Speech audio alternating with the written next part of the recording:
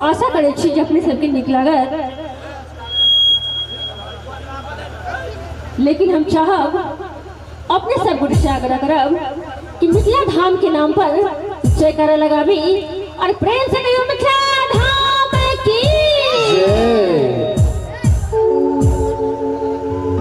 हमरा बुझाय ई सब मिथिला के नहीं छै, ई सब जापान के छै। मिथिला धाम के छियै। त कते बच्चे मिथिला धाम के एक बेर हाथ खड़ा करियो तखन देखिए। बस या ठनी छै ओनी सब बाबा चाचा सब सच में सब नेपाल के क्षेत्र में, हमरा बुझाय चीन से आल छै।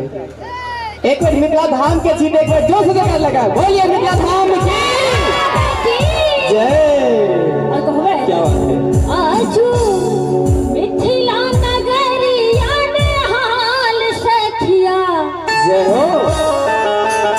हे आजू मिथिला नगरिया ने हाल सखिया।